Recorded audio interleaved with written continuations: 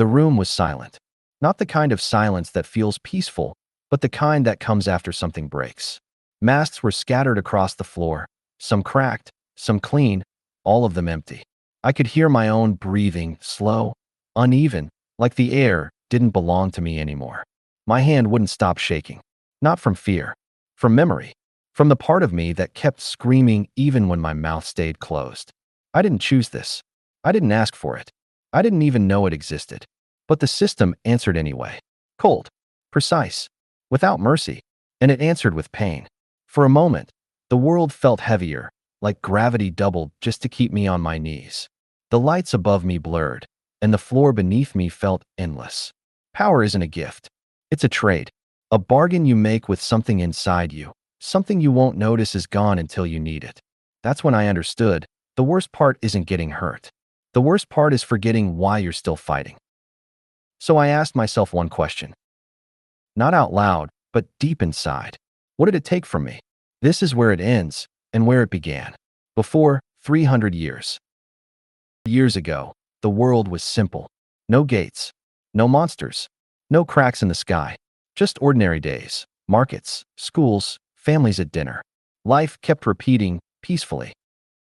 Then the difference appeared in newborns. One child was born, and a hand began to shine. At first, they called it a miracle. Then it happened again and again. Not strong enough to break walls, but strong enough to change everything. By morning, it wasn't a baby was born anymore. It was a baby glows. The clip spread in hours. News, phones, whispers. Some called it a hoax. Others swore it was real.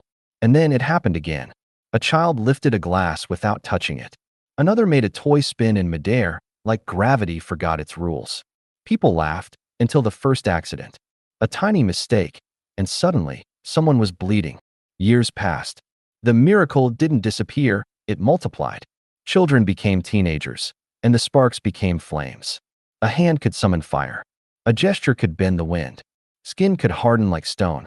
Power was growing, but fear grew faster. In the crowded market, it started with something stupid, a bump, a shove, a loud warning. Then, power answered anger. A fist lit up, sparks turning into flame. One blast was enough. Carts flipped, people scattered, and panic spread faster than the fire. Screams filled the street. Smoke swallowed the air. What was a small fight became a disaster. And within seconds, an entire building caught, like the city itself was made of dry paper. A child stood frozen, watching the flames rise, not understanding how quickly the world could change. Two powers collided, and the street couldn't handle it. A single impact, like thunder at point-blank range. The shockwave rolled through the market. Carts shattered, people were thrown off their feet, and the crowd broke into a stampede.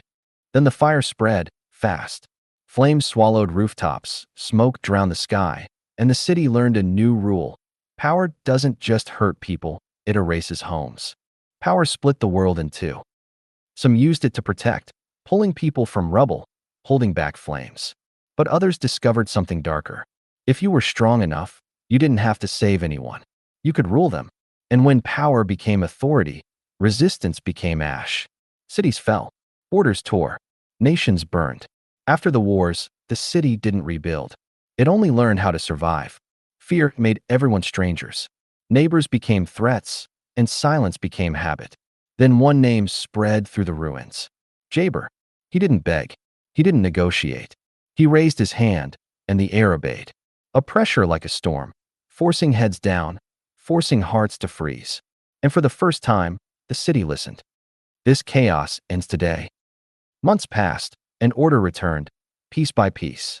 The streets were still broken, but people lined up again. Rules became routine. One rule above all, no power in the streets. Jaber understood what the world learned too late. A city can't survive on strength alone. It needs structure. So he gathered the ones who could build it. We'll form guilds. They will train the powered and police them. And that night, the world's new system began. People returned to schools, to jobs, to routine. Checkpoints replaced panic. Rules replaced fear. For a while it worked. Families walked the streets again. Kids laughed again. They thought it was over. They thought Jaber had brought order. But something remained. Not a law. Not a guild. Not even a king. A presence. Silent. Patient. High above the city, in the dark where no one looks, it opened one eye and kept watching. 230 years later, the world moved on. Cities rose higher. Traffic flowed. People smiled like the past was only a story. But the rules were no longer warnings. They were curriculum. They were paperwork. They were law. Power became something you could register, something you could classify, something you could lose. Warrior. Tank. Assassin. Sniper. Mage. A category for every life, and a punishment for every mistake. On mornings like any other, the system felt normal. But this isn't the story of the strongest. It's the story of Ollie, a boy born with nothing, in a world that worships power. A world where power is normal. Being powerless is a crime you never committed. This is Ollie. Most people walk through this gate without thinking. Ollie walks in already knowing he doesn't belong here. They didn't call him by his name. They called him NULL. Whispers followed him like a shadow. Not loud enough to prove, just loud enough to feel. The hallway was never quiet for him. It just learned how to whisper. Not everyone joined the laughter. Some people simply made room. Then the teacher wrote 2 words on the board, ability demonstration, and the whole class woke up. One by one, they showed what they were born with. A spark, a breath of wind, a trick of water. Small powers, but enough to make everyone feel safe. And then Leo stepped forward. Not to participate, but to remind everyone who ruled the class. Even the air around him looked like it obeyed. After Leo, the air felt heavier. Then the teacher read the next name. Ollie, and the crowd turned like it was planned. Ollie copied the same stance, the same breath, the same open hand, and however nothing answered him. Silence lasted 1 heartbeat. Then someone laughed, and Leo smiled, because this wasn't a test anymore. It was entertainment. He didn't argue. He didn't beg for a second chance. He just stood there and swallowed the shame like it was routine. Leo didn't stop at words. He needed everyone to see it. That Ollie wasn't just powerless. He was allowed to be touched. Leo didn't need magic. He had something this place respected more. Permission. 1 shove, and Ollie's body answered in the only way it could. The ground came fast. Not because he was weak, but because no one stopped it. And in that moment, Ollie learned what NULL really meant. Not everyone watched for fun. 2 people moved without thinking, because they still saw Ollie as a person, not a nickname. Ollie, are you okay? The worst part wasn't the shove. It was the silence that followed. The one person who could stop it looked away like it was normal. He didn't fight back. He didn't give them a scene. He just stood up and walked away with the dust still clinging to his name. Ollie didn't say a word. He just looked at Leo. A single glance, quiet, steady, like he was finally remembering the face. Leo didn't mind being feared. He didn't mind being hated. But being looked at, like an equal, that was unforgivable. They didn't chase him right away. They waited, like hunters at a gate. Because the best fights happen where no one's watching. In the alley, there were no teachers, no crowd, no rules, just fists. And the kind of silence that teaches you what the world really allows. He walked beside the river like nothing happened, but every step pulled at the bruises. The water kept moving forward, and he wondered when he would, too.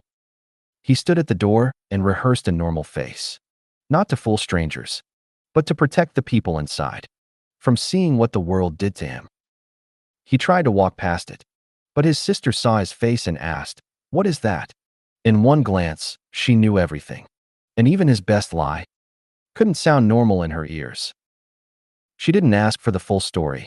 She just brought him to her room and started cleaning the bruises. And in her mind, one thought kept repeating, "Even if the world won't accept you, I'll stay by your side."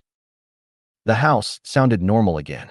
A warm voice called them to dinner, like nothing had happened. And Ollie followed, holding his pain the way he held his breath. At the table, warmth filled the house. Laughter, plates, familiar voices. And Ollie smiled, small and careful, as if a bruise could be hidden by a normal dinner. He laughed with them. He nodded at the right moments. But under the table, his hand tightened, holding a cup like it was the only thing keeping him from breaking. His father noticed. Not the story, just the mark left behind. And in that quiet look, Ollie understood. Some people see pain without needing proof. She didn't give him a lecture. She just tied a red thread around his wrist. Small, simple, like a promise that said, "You're not alone." When the house finally went quiet, the day came back louder. No laughter, no voices, just him and the bruises he couldn't explain. He didn't plan revenge. He didn't dream of power. He just stared at his own hand with tears in his eyes and asked the only question that mattered. Why me? Why does the world hate me? Just moments ago, the city was normal. Warm sunlight, quiet streets, people chasing an ordinary day. No one knew the sky above them was already beginning to change. Green light. The city keeps moving like it always has. Cars glide forward. People cross without thinking twice. Everything feels ordinary, and that's what makes it terrifying. Because the first warning wasn't a scream, it was silence. Inside the car, everything felt safe.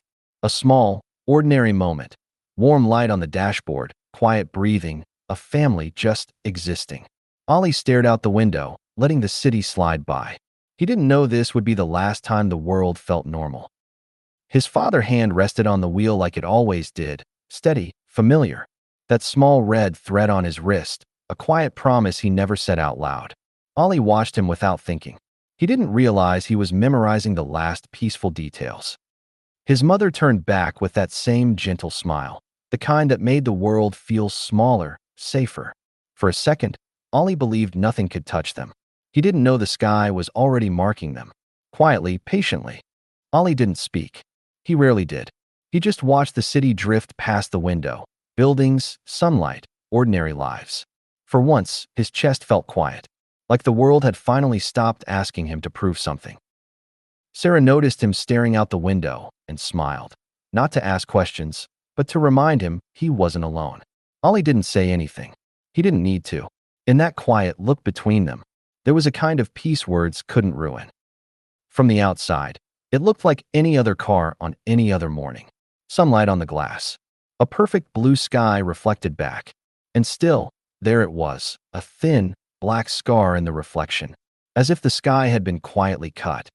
The first warning wasn't visual. It was a sound, a tiny break in the music, a brief hiss of static. Like the world's signal had slipped for half a second. No one panicked, because it was easy to ignore. From Ollie's seat, the city looked the same as always. Buildings drifting by, sunlight on glass, people living like nothing could ever break. And somewhere above it all, a small tear in the sky waited to be noticed. Then, a flicker, so small you could blame your own eyes. The sky shimmered for a heartbeat, right where that dark scar had been hiding. And in that instant, the air itself felt thinner. The light hit the mirror like a blink. For a split second, every face caught it, a strange shine that didn't belong to the sun. No one spoke. They just felt it, like the sky had looked at them back. Ollie blinked, just once, but something felt wrong, like the light didn't belong to the sun. He couldn't name it. He only felt it in his chest, a quiet pressure, a warning without words. And for the first time, he truly looked. The music didn't just crackle this time, it broke. A harsh hiss filled the car, like a torn signal trying to hold itself together. For a moment, even the sunlight felt wrong, as if the world was losing its rhythm. Before people understood, nature did. Birds exploded from the rooftops, scattering like something invisible had screamed at them. The city didn't hear it, but the sky had changed, and every living thing could feel the pressure building. Then her smile faded. Not from fear, yet, but from instinct. Something in the light felt off, like a storm forming without clouds. She looked up through the windshield, and for the first time, she hesitated. At first, it looked like nothing, just a thin line in the blue. A mistake you could blame on your vision, or the glare on glass. But the line didn't fade. It stayed, like the sky had started to crack. The will didn't change, but his grip did. A quiet tightening, like the body reacting before the mind understands. The light flickered again, almost mocking. And somewhere ahead, that thin crack in the sky refused to disappear. For a moment, the sun felt weaker. Not like a cloud passed, but like the light itself hesitated. The street stayed the same. The traffic kept moving. Yet the city suddenly looked unfamiliar, as if the world had exhaled and forgot to breathe back in. The first tremor was small, almost polite. Cars ahead tapped their brakes like something spooked them. No one knew why. No crash. No warning. Just a quiet shake. And that crack in the sky stretching a little wider. Sarah's hand found the seatbelt without thinking. A small reflex, like her body knew before her mind did. Ollie lifted his eyes toward the windshield. The air felt heavier, tighter. And that thin crack in the sky wasn't fading anymore. It was staying. His father's eyes moved before he spoke. Up, toward the windshield, toward the sky. The crack wasn't imaginary anymore. It was longer, sharper, real. And in that quiet second, his expression changed, from curiosity to protection. He didn't wait for proof. He eased off the speed, eyes scanning the road like a man counting exits. Something was wrong, and instincts don't argue. Behind the windshield, the crack stretched farther, and his only thought became simple: get them away. The turn came fast.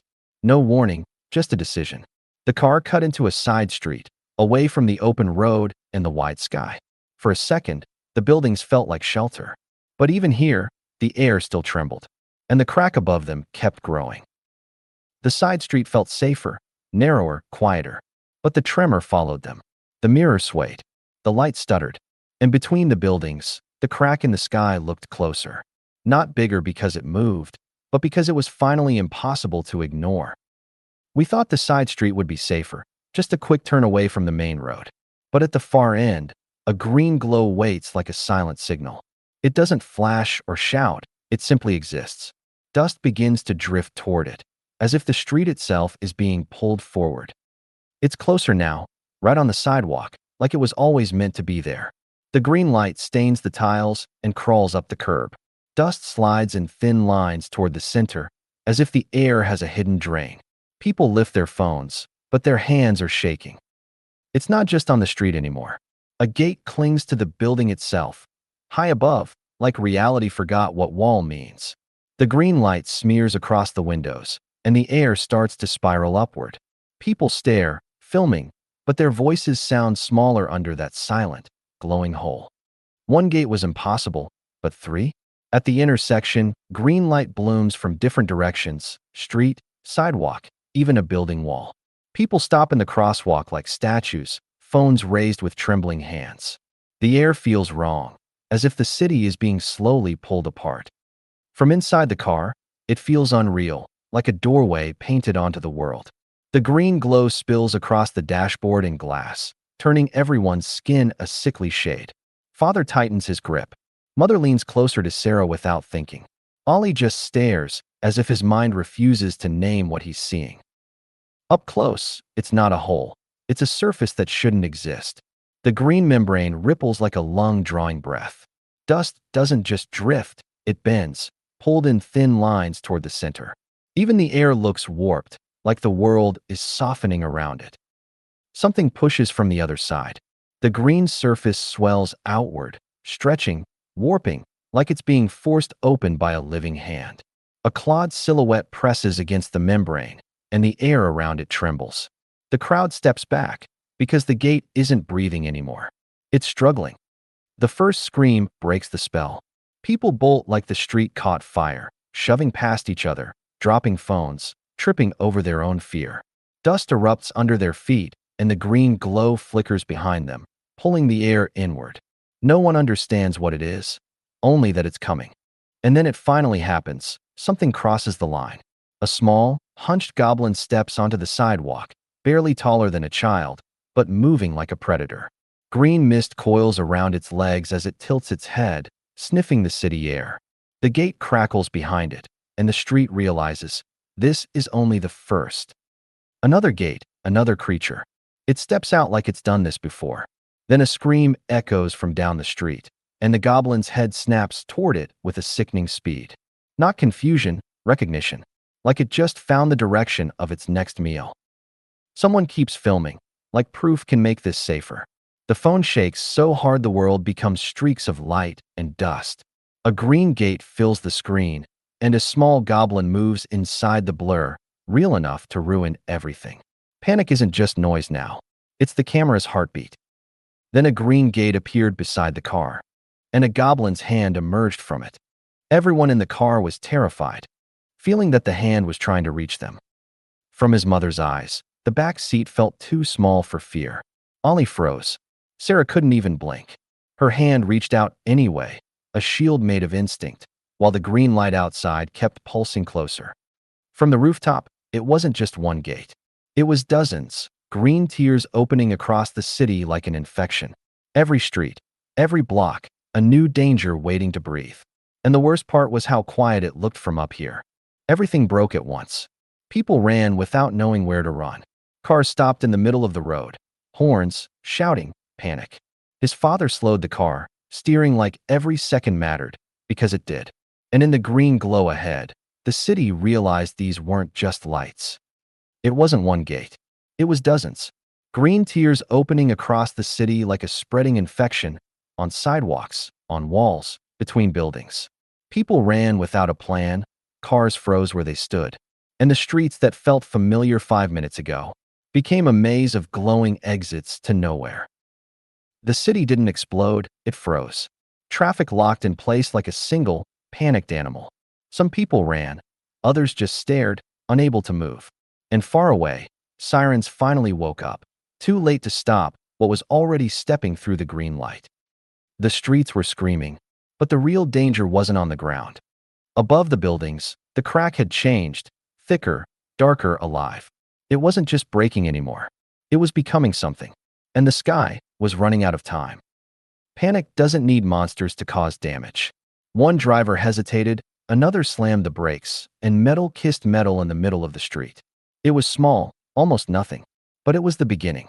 Because once the road stopped moving, people had nowhere left to run. He didn't stop to think, he moved. The car slipped between metal and panic, inches from scraping paint. Every gap became an exit.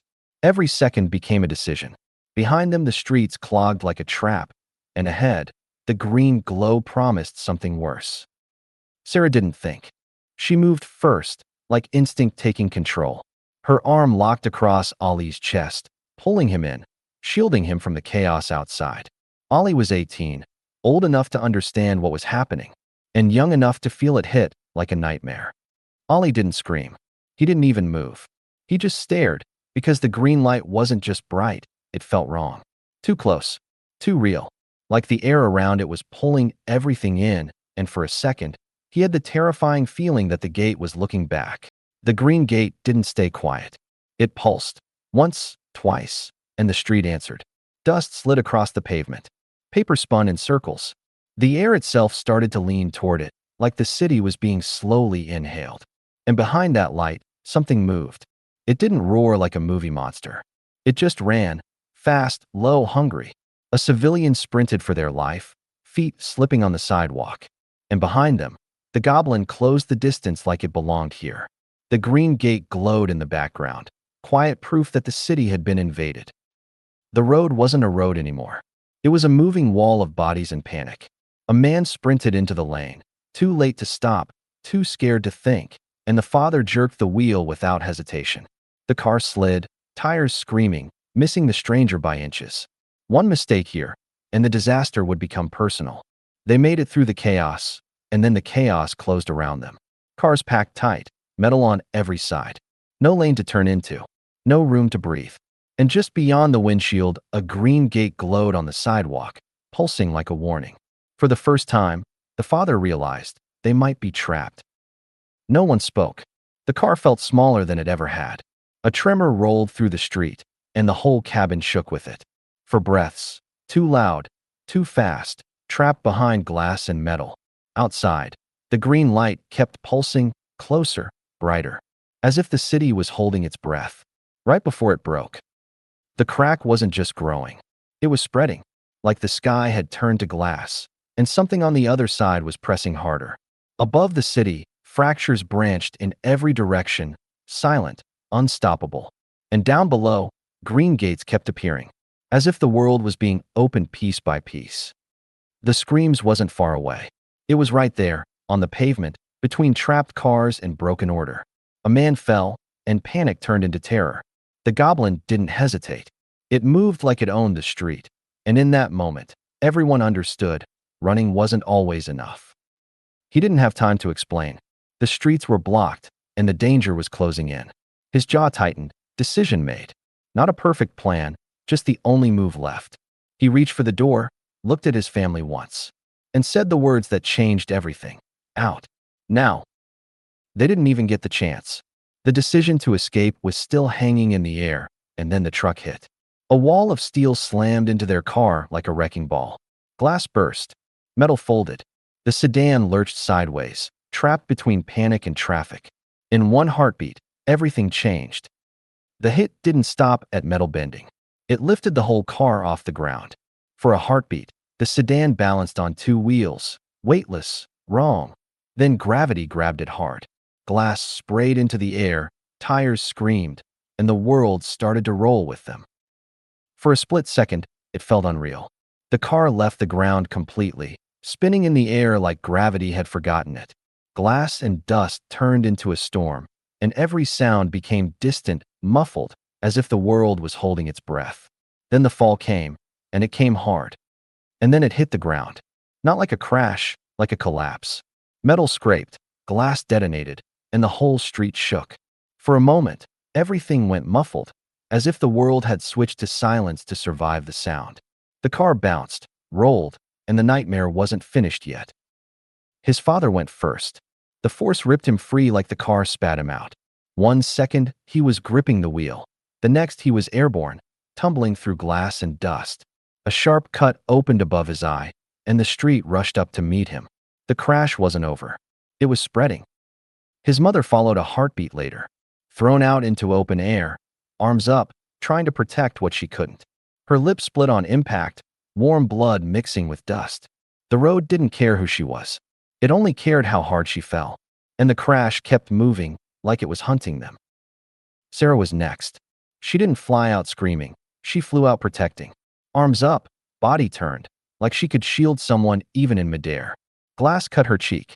Dust filled her lungs. And then the street grabbed her, hard. One by one, the car was throwing them into the world. When it finally stopped, the street went quiet. The car lay upside down like a crushed shell. They were scattered across the asphalt, separated by force and chaos. Ollie didn't move. Eyes closed, body limp, as if the crash had stolen his consciousness and left only silence behind. After the crash, the street should have been quiet. But the air changed. Far down the road, something formed, small, dark, like a wound in reality. It didn't glow like the green gates. It swallowed light. And the dust began to drift toward it, as if the world was being pulled into a breath it couldn't escape. The tear didn't fade, it grew. Wider, deeper, like the sky was being forced open from the inside. The street's dust began to slide toward it, pulled by something that didn't belong here. And then, a shape appeared within the darkness. Horns, shoulders, a presence too large to be real. It wasn't a normal gate. It didn't shine. It ate the light around it. The tear widened until it filled the street, a vertical void, breathing in dust, sound, and fear. And behind that darkness, something waited, not stepping out yet, just letting the world understand how small it was. The gate opened wider, until it stopped being a tier and became a doorway. The air bent. The dust moved, like it was being dragged by fear itself. Then the darkness shifted. A horned shadow stepped forward, not fully revealed, just enough to touch our world. And when its shadow hit the street, everything felt small. The shadow finally stepped out. 1 foot on our ground, and the street went still. No roar, no warning, just a presence so heavy it felt like the world was holding its breath. Something cold pressed against Ali's cheek. He opened one eye, choking on dust. The air smelled of smoke and metal. His ears rang. He tried to breathe. Pain flared through his ribs. Mom, Dad, Sarah. The names came out as a whisper, swallowed by the ruins. Somewhere, glass kept falling. The street didn't look real anymore. Cars were flipped like toys, glass glittered across the asphalt, and smoke swallowed the sun. Ash drifted through the air like dirty snow. Somewhere, people screamed, then went silent. Ollie lay there, small and helpless, staring into a world that had broken overnight. Ollie tried to push himself up. His palm scraped the asphalt, glass biting into his skin. He set his foot down, and pain snapped through his leg like a wire. It didn't respond. It just dragged. His breathing turned shallow, panic rising with every heartbeat. No, not now, he thought, forcing his body to move. Ali's vision swam as he looked up. They were there, spread across the street like the crash had torn them apart. His father near the wreck, his mother on the asphalt, Sarah farther away in the smoke. Ali reached out, fingers shaking, trying to crawl. No, no, stay with me, he whispered, forcing his broken body forward. Ali finally lifted his head, and the world hit him all at once. Firelight, smoke, the sound of metal groaning, and his family scattered ahead. His eyes widened, breath catching in his throat. He tried to call out, but his voice cracked. Panic crept in like poison. Please, please be okay. He crawled. Not fast, just desperate. His fingers scraped the road, glass biting into his skin. Every time he pulled himself forward, his leg dragged like dead weight. Smoke burned his lungs, but he kept reaching. They were right there, just a little farther. Please, please, he whispered, refusing to stop. Then the ground shuddered. Not like an aftershock, like something heavy was walking toward them. Pebbles jumped. Dust rose in a widening ring. Ali froze mid-crawl, heart hammering, and listened. The smoke changed direction, pulled by an unseen force. Whatever was coming, it was close. Ali followed the tremor to its source, and his stomach dropped. Behind the wreckage, the air tore open into a black oval, like a wound in the world. Smoke and ash bent toward it, pulled by a silent pressure. It didn't shine. It swallowed light. Ali couldn't breathe. Something was coming through. Ali tried to speak, but dust clogged his throat. He swallowed, forcing the words out anyway, barely a whisper. Mom, Dad, Sarah. His voice cracked on each name. The smoke answered with silence. He blinked hard, eyes burning, and called again, softer, like if he stayed quiet enough, they might still wake up. And then, everything went quiet. Not calm, empty, like the city had swallowed its own scream. Ash hung in the air, smoke pulling in one direction, and Ali's hand froze mid-reach. His heartbeat was the loudest thing left.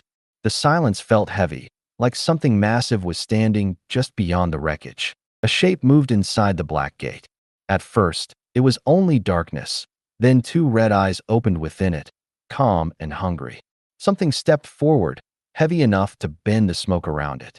Ali's body went cold. He couldn't look away. The shadow wasn't just entering the street, it was claiming it. Through the smoke, one red eye fixed on the street, steady, unblinking. It didn't look angry. It looked certain, like it already knew what would happen next. The glow cut through the haze, reflecting off broken glass and drifting ash. And in that stare, fear wasn't a feeling anymore, it was a verdict. It stepped out completely, and the street felt smaller. A horned giant of black stone and claws, breathing smoke like it owned the air. Its eyes burned red through the haze, calm, certain. Ali's hand stopped moving. His mind went blank. This wasn't a monster from stories. It was a nightmare that had found the real world. Ali didn't run. He couldn't. His body simply stopped listening. The monster's red eyes pinned him in place like nails. His heartbeat slammed in his ears, louder than the fires. His fingers shook against the gravel, but he couldn't lift himself. All he could do was stare, frozen, while fear swallowed every thought. A scream cut through the smoke, then stopped. Naroth moved once, like swatting a fly. Dust exploded, metal rattled, and the street swallowed the sound. When the air cleared, someone lay motionless near the wreckage. A phone blinked on cracked glass, and a dark stain spread slowly across the asphalt. Naroth didn't roar. It didn't rush. It simply stepped forward, once. The street cracked under its weight, dust bursting outward in a perfect ring. Pebbles jumped like the ground was alive. Ali felt the dar in his bones, not his ears. That single step said everything. This wasn't a fight, it was a massacre. Someone ran straight past the wreckage, desperate for air. Then a shadow swept through the smoke. There wasn't even time to scream. Dust burst outward, swallowing the moment. When it cleared, only the small things remained. A shoe, a broken phone, papers drifting across the road, and a dark smear spreading quietly where a person had been. Ali forced his body forward, eyes locked on his mother. He reached, almost there, then his leg buckled. His knee slammed the asphalt and slid, tearing skin through denim. Pain shot up his side, stealing his breath. He tried again anyway, dragging himself with shaking hands. Please, just let me reach her. The people nearby didn't even move. They just stared, too shocked to run. Neroth paused, like it was listening to their fear, then slowly turned its head. Those red eyes shifted toward them, calm and certain, as if choosing what to take next. In that moment, everyone understood this creature wasn't hunting. It was playing. Neroth moved again, fast, casual, unstoppable. A wall of dust slammed into the running crowd, and people crashed into each other in blind panic. The impact was hidden by smoke, but the result wasn't. When the air settled, the street looked emptier than it should. A scarf on the ground, broken glasses, and a dark stain spreading slowly, like the world pretending it didn't see. Neroth didn't rush. It walked, slow, deliberate, through the wreckage, stepping over twisted metal like it was nothing. Smoke curled around its legs, drawn by its weight and presence. Every step made the street feel smaller. This wasn't a creature trying to escape. It moved like it belonged here, like the city was already its territory. Ollie finally saw his mother clearly. She was right there, so close. Her eyes were closed, dust in her hair, but she looked alive. He reached for her with shaking fingers, trying to call her name, trying to believe this could still be fixed. Mom, please wake up. His voice cracked, because he knew something was coming. Ollie reached for his mother. Then something darker slid across the ground. A shadow, too large to belong to anything human. It stretched over the asphalt, creeping toward them, swallowing the warm firelight. Ollie's breath caught. He didn't need to look up to know what it was. The monster was close, and it had noticed them. Neroth grabs Ollie's mother with one massive hand and lifts her up, bringing her closer, slowly. Ollie sees it and screams, Mom, no, please, don't touch her. Stop. She's not even awake. Take me instead. Take me. Mom. Mom. Wake up. Please, not her, not my mom. The next moment, Ollie's mother drops to the ground, still, silent. Ollie crawls to her, shaking, and cries, Mom? No, no, no. Please wake up. Please. I'm here. I'm right here. Don't do this. Please don't do this. Mom. Ollie's father forces himself up and steps in front of Ollie, standing between him and Neroth. He shouts, Ollie, run. Ollie sobs, Dad, don't, please. But Neroth doesn't slow down. It just keeps coming. Neroth swings a massive arm through the smoke. Ollie screams, Dad. His father is hit hard and thrown backward. Ollie reaches out, crying, No, please no. Dad, please, as dust and ash explode across the street. Ollie's father lies on the ground, not moving. Ollie crawls to him, sobbing, Dad. Dad, please get up. Please. I'm here. Don't leave me, please. Dad. Behind the smoke, Neroth turns away like it meant nothing. Sarah's eyes flutter open through the smoke and ash. She sees Ollie on the ground, broken and crying, and she whispers, Ollie. Ollie chokes out, Sarah. Run, please. Sarah tries to sit up, shaking, as the burning street groans around them. Sarah forces herself up and grabs Ollie's sleeve before he can crawl any farther. She sees the smoke, the blood, and what's missing. She whispers, Ollie. Then she screams, Ollie, run. Ollie shakes his head, choking on tears. I can't leave them. Sarah pulls Ollie's arm, trying to drag him away from the bodies behind him. Ollie jerks back, shaking, tears pouring down his face. He screams, I can't leave them. Sarah cries, Ollie, please. Ash swirls harder, like something heavy is getting closer. Sarah's grip tightens as the air suddenly turns heavy. She looks over her shoulder and freezes. A glowing red eye burns through the smoke, right behind them. Sarah screams, Ollie, he's right behind us. Ollie sobs, No, please. Ollie spins toward Neroth, shaking so hard he can barely breathe. He throws his arms out and screams, I'm here. Kill me. Take me. Sarah reaches for him, terrified. Ollie, no. Neroth doesn't answer. It just stares, like it's deciding how to hurt him most. Neroth doesn't even look at Ollie. It reaches past him, straight for Sarah. Ollie panics and screams, No. Look at me. Leave her alone. Kill me. Not her. Sarah stumbles back, shaking, Ollie. Neroth's red eyes lock onto her, and the air turns heavy, like the street itself is holding its breath. Neroth closes its hand around Sarah and lifts her like she weighs nothing. Sarah screams, "Ollie!" Ollie lunges forward, shouting, "Sarah, let her go, please." Sarah reaches for him, shaking. "Ollie, run!" Neroth's red eyes burn brighter, and it holds her higher, just to watch him break. Neroth holds Sarah up and turns her toward Ollie, like it wants him to watch. Sarah looks at Ollie through tears and whispers, "Ollie." Ollie reaches out, choking. "Sarah, please. I'm here." Sarah forces a small smile, shaking. "It's okay. Don't look. It's a dream." Ollie cries, "No, no, why?" Neroth leans in, almost smiling. It tightens its grip just enough to make Sarah gasp. Sarah trembles. "Ollie, please." Ollie screams, "Stop. Let her go." Neroth's red eyes flare brighter, and it holds her closer, slowly, like it's enjoying every second. Neroth tightens its grip, just a little. Sarah gasps, trembling. "Ollie." Ollie screams, "Sarah? Please. Hold on." Her fingers slip. Her eyes lose focus, and her body goes still. Ollie chokes on his breath. "No, no, no. Sarah, please." Neroth turns away, like it was nothing. Ollie doesn't scream anymore. He just stares, and something inside him breaks. The sound of the fire fades, the world loses color, and his hair turns white, strand by strand. He whispers, "Sarah? Mom? Dad?" Then his voice dies in his throat, and all that's left is shaking silence. Ollie's shaking doesn't stop, but he stops running. He rises slowly, fists clenched so tight his hands hurt. He whispers, "I'm done." The ash falls like snow, and the firelight flickers across his white hair. Somewhere in the smoke, the monster is still there waiting. The street goes quiet. Then Neroth steps out of the smoke and starts walking toward Ollie. Ollie doesn't move. He whispers, "Go ahead. I'm still here. Kill me. What are you waiting for?" Neroth's red eyes burn brighter with every step, and the ground trembles like the city is afraid to breathe. Neroth closes the distance, claw raised, ready to finish it. But Ollie doesn't flinch. He tightens his fists and whispers, "Do it. Do it." The embers spin between them like a storm.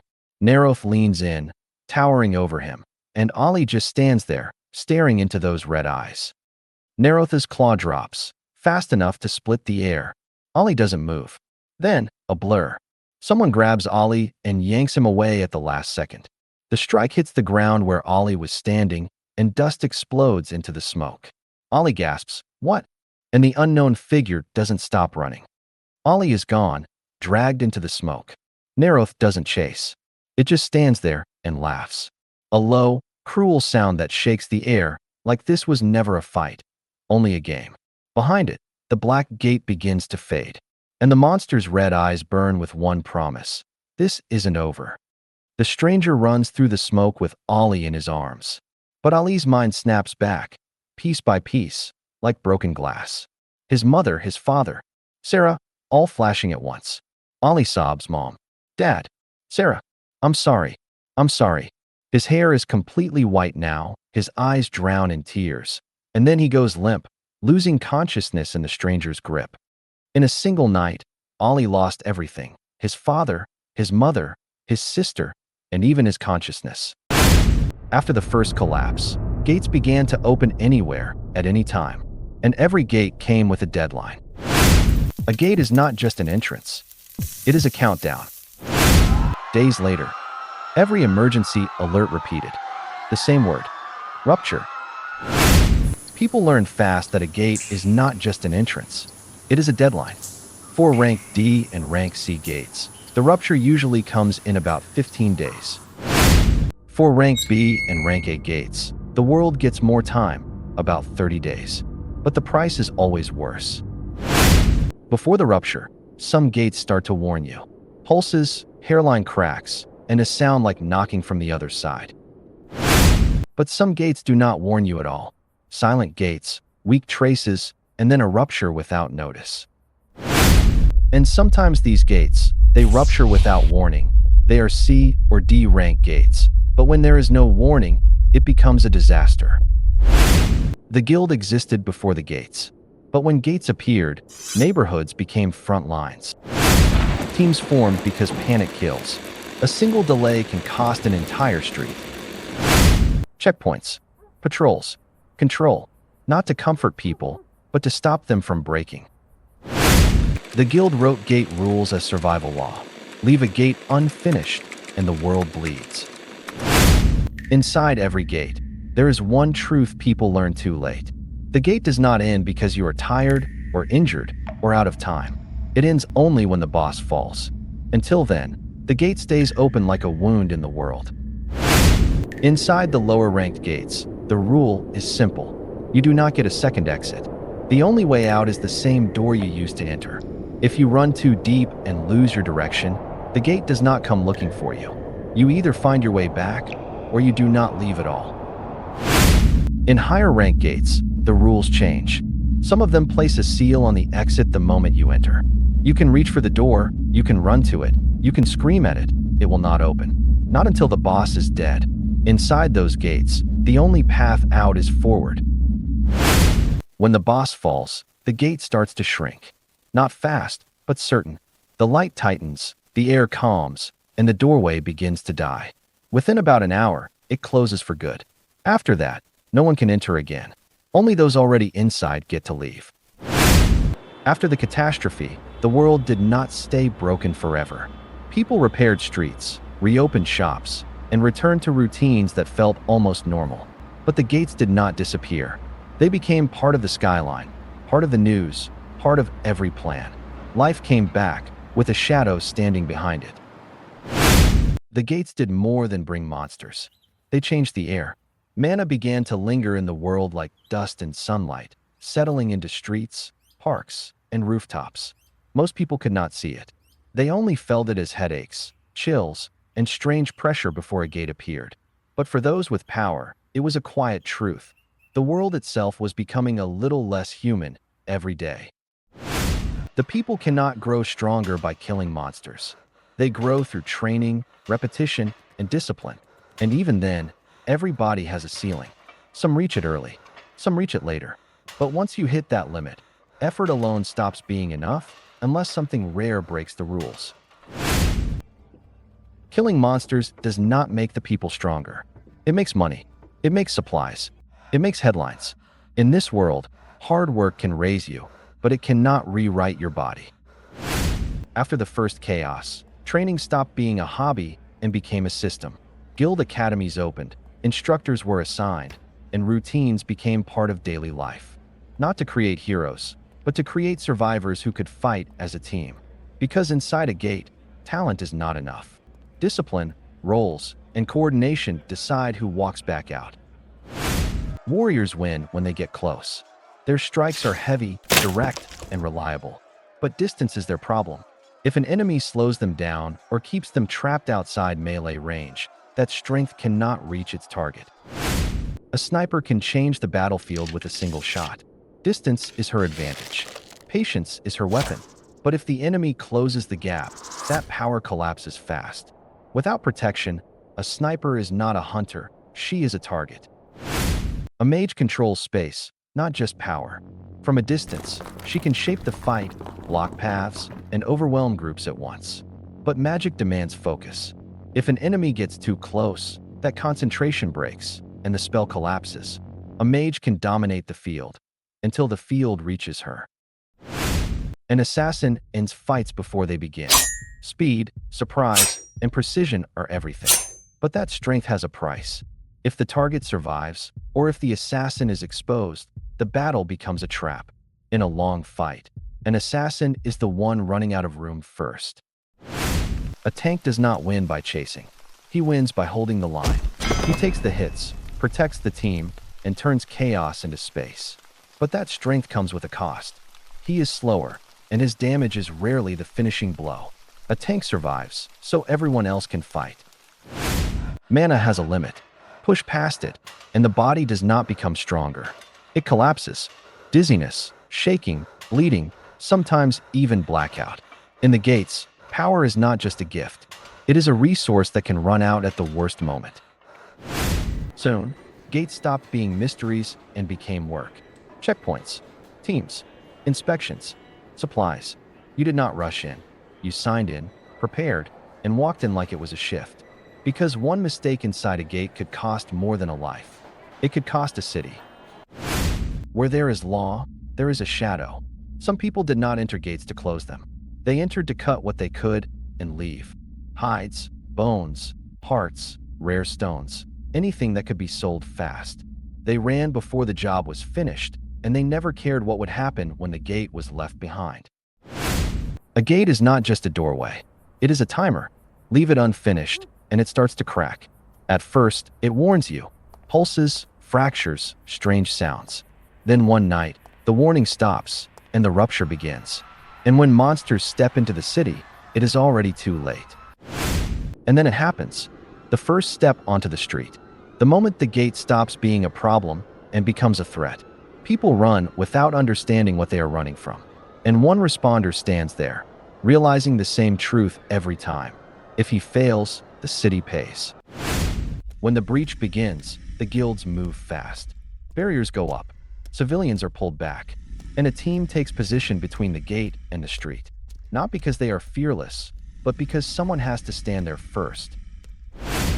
The first seconds decide everything. A tank stops the rush. A warrior finishes what the shield holds. A sniper cuts the second line before it reaches the street. Even against low-rank monsters, teamwork matters, because one mistake is all it takes. A gate does not end because you want it to. It ends when the boss dies. That is the rule that keeps cities alive. When the boss falls, the gate starts to shrink, slowly, like the world is stitching itself closed. But until that moment, everything inside is still hunting, and the exit is never guaranteed. The boss is down, but that does not mean you are safe. The gate begins to close, and the exit becomes smaller with every breath. You do not celebrate inside a gate. You grab what you can, cover your retreat, and run. Because if the portal seals while you are still inside, you do not get a second chance. The exit is not a choice. It is a rule. You leave through the same gate you entered. And once the boss is dead, the gate does not welcome anyone back inside. It becomes a closing door, one way out, and only for a little while. Once the boss is dead, the gate begins to shrink. Not instantly, not kindly. It closes like a wound stitching itself shut. Minutes pass, and the light grows smaller, then smaller, until the last glow collapses into nothing, and the world pretends it never happened. Not every gate announces itself. Some appear like nothing, and that's why they're the most dangerous. Gates with no pulses, no warnings, no rule. The world called them silent gates. Some horrors don't roar, they wait. And for Ollie, everything went silent. A year passed, but Ollie didn't live it. He was just a body under cold lights, kept alive by machines. Even in silence, the same 3 moments kept replaying, over and over, like a punishment. Then he woke up, not to peace, just to cold light and a body that wouldn't move. A nurse rushed in, then froze. Not because he woke up, but because of the look in his eyes. He tried to speak, but his throat felt like sandpaper. A doctor stepped in, checked the machines, then looked at him like he was reading a report, not a life. "You're awake," the doctor said, calm and careful. "But you've been in a coma for a full year." A year, one word that stole everything and gave nothing back. He didn't ask about himself, not about the year, not about the pain. Only one thing mattered, and his voice barely survived the question. The silence answered him before any words could. The doctor didn't say it at first. He just held the clipboard like it could protect him from the truth. But the room was already answering, with the way everyone looked away. Ollie's fingers trembled, searching for a miracle that wasn't coming. And finally, the doctor spoke, quietly, carefully, like the words could break him twice. "I'm sorry." Rehab didn't feel like recovery. It felt like punishment. Every small movement, sitting up, lifting an arm, was a reminder that he was too weak to reach them that day. Then the door opened, and someone entered, like he owned the room. Leo didn't rush. He didn't even pretend to care. He just looked at Ollie like he was checking something, and spoke with that calm tone that makes everything feel worse. "Awake." Leo's voice stayed calm, and that made it cruel. He said, "I thought they finished you." Leo didn't raise his voice. He didn't need to. He leaned in just enough to make the air feel smaller, and said it like it was a simple fact, not a cruelty. Like Ali's survival wasn't a miracle. It was a mistake. Leo didn't smile wider. He didn't need to. He spoke like he was doing Ali a favor, turning pain into a lesson. Leo watched the pain settle and push deeper. Not with magic, not with strength. Just a sentence aimed at the one wound Ali could never close. A sentence that sounded exactly like the voice in his own head. The one that whispered every night. Even if you tried, it wouldn't have mattered. And then Leo left, like nothing happened. The room didn't change after Leo left. The beeps stayed the same. The lights stayed cold. But something inside Ali moved for the first time in a year. Not grief, not tears.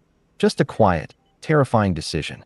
I'll kill the one who took them from me, and anyone who stands in my way. After a full year trapped in silence, Ali finally stepped outside. The hospital lights spilled behind him. Cold, sterile, unforgiving. Rain dotted the pavement like tiny echoes, and the city moved on as if nothing had happened. He carried one small bag, but it felt heavier than his whole body, not because of what was inside, but because of what was missing. He didn't look back. He couldn't afford to. Tonight wasn't the start of healing. It was the start of something harder, revenge. One step forward and no way back. Every night, Ali fought the same enemy, his own helplessness. He had no magic, no power. So he trained until his knuckles split and the rain washed the blood away. Each punch landed like a question. Why was I the one left behind? The bag swung, the ropes creaked, and his breath tore through his chest.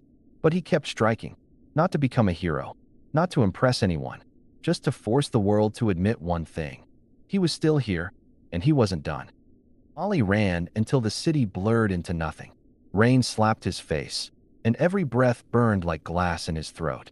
His legs failed, one knee hit the asphalt hard, and the world tilted. But he didn't stop. He planted his hands on the road, forcing air back into his lungs. Not to survive, to keep going. Because if he quit now, the only thing left would be the memories, and he refused to live as a broken echo. Days didn't heal him. They just repeated, morning, night, rain, and the same ache in his chest. He trained until his hands needed wrapping, then trained again. He watched the city wake up like nothing had happened, while his world stayed stuck on the same moment. But somewhere in that repetition, a decision hardened inside him. Not home, not comfort, just a promise. He would keep moving, until the day the past finally answered him. A new day, a new line, and the same silent test. People laughed, talked, showing off tiny sparks like it was nothing. For them, power was normal, just another part of life. Ali kept his eyes forward and his mouth shut. He wasn't here for pride. He was here for proof, any proof that he could change his fate. But even before his turn arrived, he could feel it, the sideways glances, the quiet judgment, as if the outcome was already decided. The room was quiet, too quiet. Ali pressed his palm to the sensor and held his breath. A second pass, then another, and the needle didn't move, not even a twitch. He tried again, pressing harder, like willpower could force mana into existence. But the machine stayed cold and honest. Around him, the air felt heavier than before. Because this wasn't just failure, it was confirmation. The world wasn't going to hand him anything. He didn't hear the words clearly, but he didn't need to. The look said enough, a half smile, a whisper behind a hand. The kind of judgment that doesn't shout, it just decides you're worthless and moves on. Ali stayed still, refusing to react, because reacting would mean they mattered. But inside, something tightened, a quiet anger sharpened by humiliation. Not loud, just steady and dangerous. Outside, the world kept moving. Cars, footsteps, voices. Life flowing like nothing had changed. Ali walked through it like a ghost. The test was over, but the verdict stayed.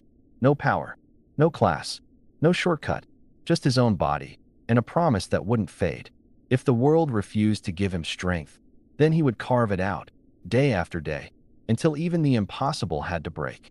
Ali didn't work with hunters as a teammate. He worked his weight. They handed him ropes, crates, and orders, like his body was the only thing worth renting. A few coins hit his palm, cold and small. Not payment, a reminder. If he wanted to stand near gates, this was the price. They didn't see Ali as a teammate. Just hands. Just a back that wouldn't complain. Faster. Carry this. Move. Orders came like rain. Constant, cold, and endless. Ollie said nothing. He tightened the ropes, lifted the weight, and kept walking because silence was cheaper than pride. They walked ahead laughing, talking like the gate was a stage. Ollie stayed behind with the real burden. He watched their confidence, how easily they moved, how lightly they breathed. He watched the flashes of power when they practiced little tricks, and hated how normal it was for them. He kept his eyes down, because looking up would only remind him what he didn't have. At night, the city stayed loud outside, but his room stayed empty. Coins sat in his palm, small, cold, almost insulting. He wasn't counting money. He was counting how many days he could take this before something inside him snapped. Ollie closed his fist, breathed once, and promised himself he would not stay this small forever. Morning came fast. Same ropes, same crates, same faces that didn't bother learning his name. The green glow of the gate waited behind the barricades like a warning light. People joked, checked weapons, stretched like it was routine. Ollie only adjusted the straps and stepped forward. If his life was going to change, it wouldn't happen at home. Inside the gate, the air felt different, thicker, older, wrong. They called it easy. Ollie wasn't allowed to fight, so he stayed back, watching blades move, watching magic flare in other hands. Every effect was clear, light, heat, shock, and every time it happened, it only proved one thing. Power existed, just not in him. In a gate, weakness is loud. The load dragged his balance, and something in the dark noticed. A monster moved, fast enough to punish one mistake. Ollie caught himself before he fell, heart hammering. No one rushed to help, because to them, he wasn't someone to protect. He was something that could be sacrificed. He hit the ground, mud, pain, breath gone. And the first hand that grabbed him didn't pull him up gently. It yanked. It shook. It blamed. Like the danger was his fault. Like the weight was his choice. Ollie clenched his jaw and stood anyway. Not because he felt brave, but because he understood something simple. Falling here meant dying alone. They didn't apologize. They pointed, laughed, talked over him like he wasn't even standing there. Ollie kept his face blank, shoulders tight under the straps. He swallowed every word he wanted to throw back at them. Not because he was weak, because inside a gate, losing control could get you killed. So he memorized the voices instead and kept moving. When it was over, they counted rewards like the gate was a game. Ollie stood in the rain, soaked through, holding the last bag. A few coins dropped into his palm. Casual, careless. Not gratitude, not respect, just payment for being useful. He closed his hand around them and said nothing, because arguing wouldn't change his place in their world. Back home, the room felt smaller than ever. Rain tapped the window like someone trying to speak. Ollie stared at an old photo, faces from a life that no longer existed. He didn't cry. He just sat there, breathing slow, holding the silence. Not asking, why me anymore, but asking a colder question. How long before I stop being powerless? Next morning, he returned to the gate again. Not because he believed in miracles, but because staying away felt like surrender. He watched others light up the world with abilities they never earned. He carried the crates, the ropes, the gear, and the quiet shame that came with it. Then he stepped forward anyway, eyes on the green glow, as if repetition itself could force the world to change. That night, he trained like it was a ritual. Pain in, doubt out. He wasn't chasing a miracle. He was forcing an answer. And if the answer wouldn't come gently, he'd drag it out with every drop of blood. Ollie ran until the city became a smear of lights. Rain hit his face like punishment, and every breath burned like glass. He wasn't running to get stronger. He was running to reach the line, the edge where his body begged him to stop. Because maybe, only at collapse, the part of him that refused to die would finally answer. His legs finally gave out. One knee slammed into the asphalt, and the world tilted. Ollie planted his hands and stole a breath back. Not for strength, not for comfort, just to move, because stopping meant facing the past. He went back anyway, not for hope, for stubbornness. One more test, one more chance to prove the world wrong. Ollie pressed his palm to the sensor and held his breath. Cold glass, harsh lights, a quiet room pretending it didn't care. The needle didn't move. Nothing. The same dead needle. While outside, Other people lit the world up without thinking. And somehow, that hurt worse than the first time. He didn't catch every word. He didn't have to. The hallway told him everything. The sideways glances, the half smiles, the quiet laugh swallowed behind a hand. Not loud enough to challenge. Just loud enough to label. Worthless. Hopeless. Already decided. Ollie kept walking, folder tight against his chest, eyes forward, jaw locked. Because the moment he looked back, the moment he reacted, it would mean they mattered. And he couldn't afford to give them that. Outside, the city didn't pause for him. Traffic rolled. Footsteps passed. Voices blended into the rain like background noise. People moved with purpose. Late to work, late to life. And none of them even looked his way. Ollie stood in the crosswalk and felt like a ghost. The test was finished. But the verdict followed him out the door. No power. No category. No shortcut waiting to be discovered. Just his own body, small against a world that worshipped strength and a promise he refused to bury. If the world wouldn't hand him anything, then he would build it, day after day, until even the impossible had to crack. He chose the only path that kept him near the gates. Not for money, not for respect, for proximity. If something in this world could change a person, it happened out there, where mana leaked into the air and death waited a few steps past the barricades. So Ollie carried their weight. Crates, weapons, supplies. He carried their jokes, too, the casual laughter of people who never feared being powerless. He didn't argue.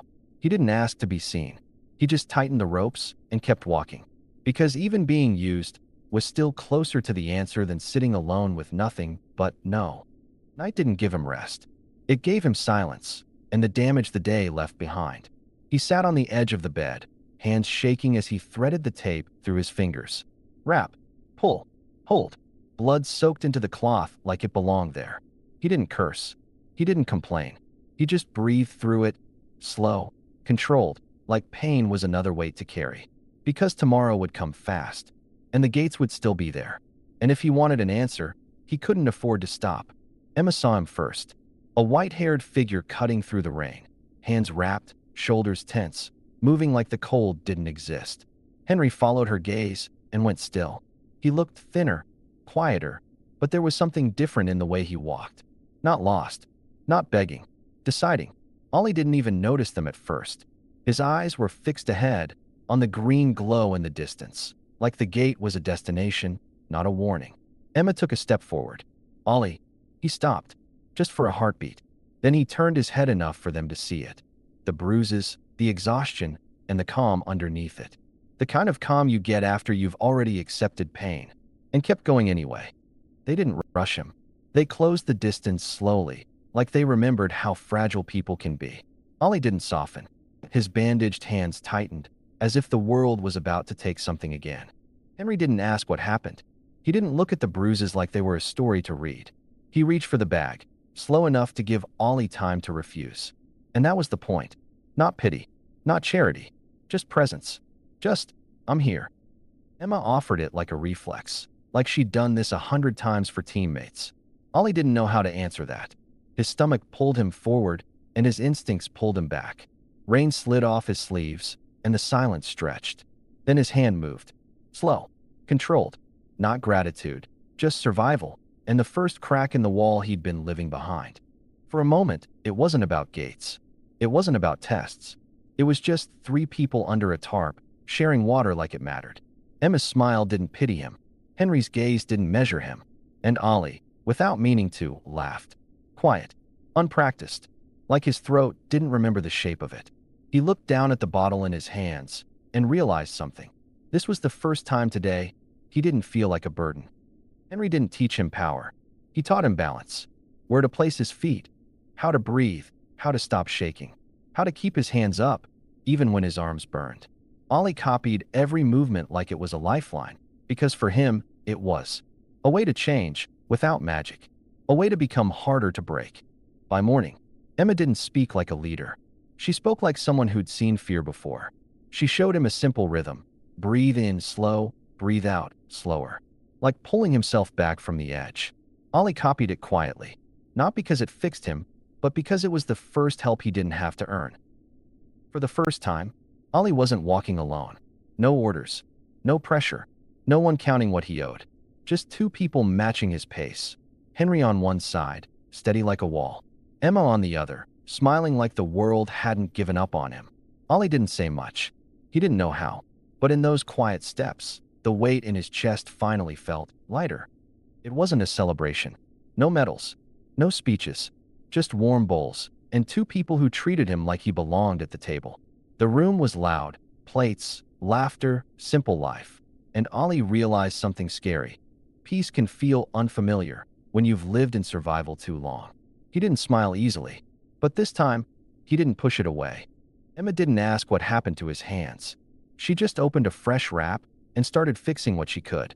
No pity, no lectures, only steady fingers and quiet patience. Ollie watched in silence, because he wasn't used to help that didn't cost something. But her hands didn't shake, like his pain was normal and his survival mattered. It wasn't some heroic gift. No expensive blade, no dramatic speech, just gloves, picked with care, like this was normal. Like Ollie belonged here, in the middle of their plans. Henry didn't say, "You'll be strong." He didn't need to. He just handed him protection. And for the first time, Ollie felt it. Someone was investing in him before he had anything to prove. Ollie tried to keep up again and again. His lungs burned. His legs shook. And then, his body finally gave out. But he didn't hit the ground. Henry caught him like it was normal, like failing here didn't mean he was worthless. After the drills, Emma didn't push him to talk.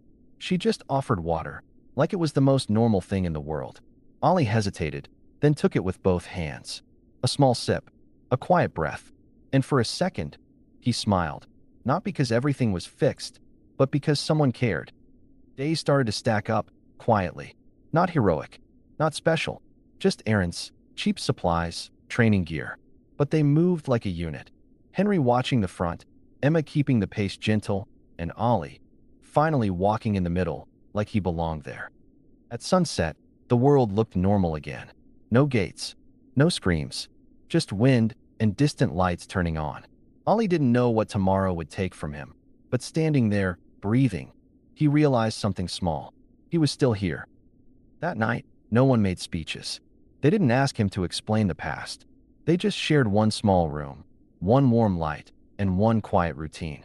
For Ollie, it felt strange, like a place you could breathe, like a family that didn't need words. The mission looked easy. A deering gate, right outside the city. No alarms, no crowd, no noise. But the closer Ollie got, the quieter the world became. His stomach tightened, like the air itself was holding its breath. Something here was wrong. Henry didn't say anything. He just tightened his gear and placed himself in front. Emma's eyes were calm, like she'd done this 100 times. Ollie tried to copy that calm, but his heartbeat wouldn't slow. The gate was silent, and that silence felt like a warning. They stepped forward together. Henry first, no hesitation. Emma right behind him, steady and calm. Ollie followed, forcing his feet to move. The green light touched his skin like cold water, and the world outside disappeared, as if the gate swallowed sound itself. The moment they crossed, the air changed. Cold, wet, heavy. Water dripped like a slow clock, and every step echoed too loud in the dark. Henry signaled them to stay close. Emma kept her breathing steady. Ollie listened to the silence, and felt it listening back. The first monster came fast, small, hungry, desperate. Henry didn't flinch. One step, one strike, and it dropped like nothing. Emma barely moved. Ollie only watched, realizing how far behind he still was, and how safe they were, as long as Henry stood first. Then another one rushed in, and this time Emma answered. No dramatic chant, no spectacle. Just a simple spell, clean and controlled. The creature dropped instantly. Ollie watched the way she moved, calm like breathing, and wondered what it felt like to have power that didn't shake. Ollie didn't swing a weapon. He didn't cast a spell, but he saw it, 1 second before it happened. A shadow moving at Emma's side. He grabbed her and yanked her back, hard. The claws missed by inches. And in that moment, Ollie understood his role. If he couldn't fight, he could still save. Minutes passed, and nothing pushed back. No swarm, no ambush. Just weak creatures, one after another, gone too fast. Henry didn't like it. Emma stopped smiling, and Ollie felt the quiet growing thicker, because in gates like this, easy never lasted. The corridor opened, and the cave swallowed them. Bigger, deeper. The ceiling vanished into dark rock, and the air turned heavy, like invisible hands on their shoulders. Henry slowed. Emma's focus sharpened. Ollie's chest tightened, because this room didn't feel empty. It felt weighting. Something shifted in the air, not wind, pressure. Emma's hair snapped sideways like the cave exhaled. Ollie's eyes widened, his breath catching in his throat. For a split second, everything blurred. Dust lifted, sound warped, and the world felt unstable. This wasn't a normal gate anymore. It was waking up. Henry felt it first. Not a sound, just pressure, like the air had a pulse. His eyes narrowed, his body turning before he spoke. And then, at the edge of their world, a thin line appeared. A crack in the air that didn't belong. Small, quiet, and wrong. It didn't stay small. The tear widened, climbing upward like a wound in the world. Fog rushed toward it. Pebbles lifted off the ground. Henry planted himself, shield first. Emma's breath caught. Ollie stumbled back, because whatever was on the other side was trying to come through. The eyes didn't move, but the crack did. It widened with a soundless pull, and a shape began to form. Horns, stone-black skin, and a shadow that couldn't fully exist here. Not the real thing, a fragment, pushing through. Henry braced himself. Ollie couldn't breathe, because even a piece of that monster was enough. Henry didn't wait. He charged, full force, like he could end it fast. His strike landed solid, and nothing happened. No flinch, no crack, no damage. The red eyes just stayed there, calm, watching him try. That's when the fear changed shape, from panic to certainty. Emma tried to answer. Instinct, training, muscle memory. A simple spell, the kind that never failed. But the light flickered and died in her hand like a candle in water. No impact, no reaction, just silence and those eyes. And for the first time, Emma looked scared. Henry moved again. He didn't hesitate, didn't run, didn't think. He just stepped into the space between them and the thing. The strike came like a shadowed hammer. Armor screamed. The ground shattered with water and dust. And Henry, the wall that never fell, collapsed in a single hit. Ollie didn't think. His body moved before fear could settle in. He grabbed Henry under the armor and dragged him back, metal scraping stone. Emma sprinted toward them, still trying to understand what she'd just seen. Behind them, the shadow kept moving, one heavy step after another. Emma ran toward them, eyes wide, trying to make sense of it. The shadow slid behind her like a cold blade through fog and struck. The impact stole her breath. Her hand reached out once more, and with the last air she had, she whispered, "Ollie, live." Then a thin spray of red cut through the mist and stained the rock. Her arm reached out once more, then collapsed. Ollie held Henry tighter, realizing this wasn't a fight. Henry didn't stay down.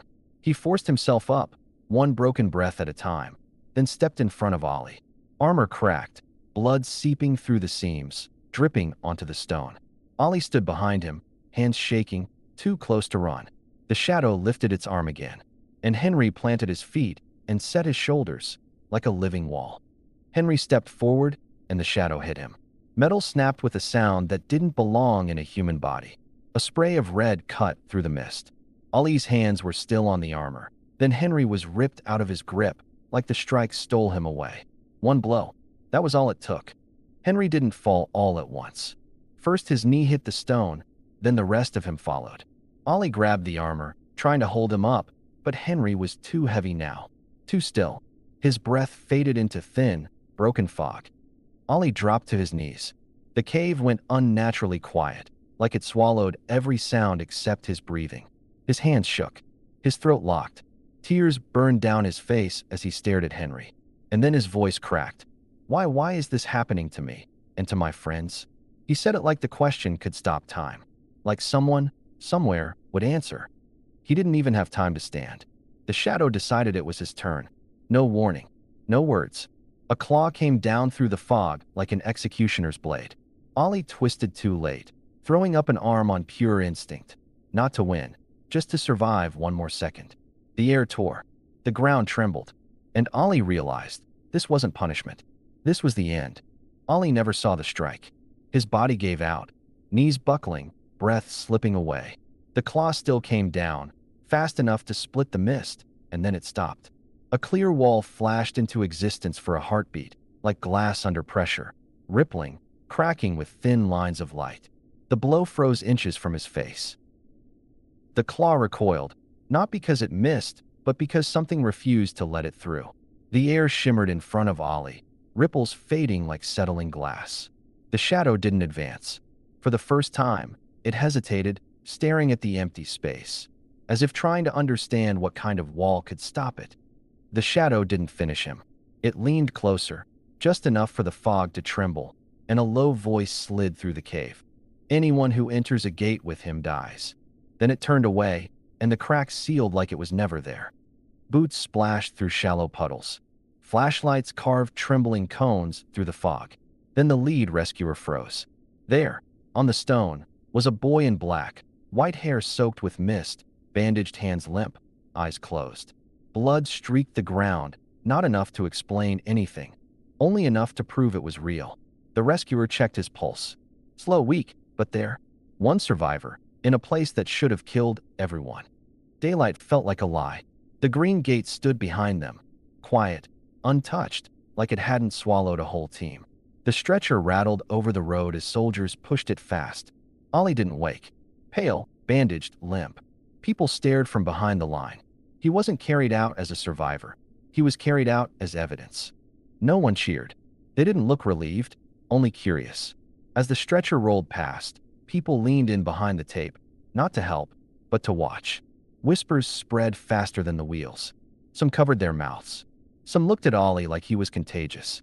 And somewhere in those whispers, a story began. The guild didn't want grief. They wanted a file. Cold lights. A clean desk. Photos stacked like proof. Blood on stone. A wet corridor. The silent green gate. Then the stamp came down. Final. Behind the glass, people whispered anyway.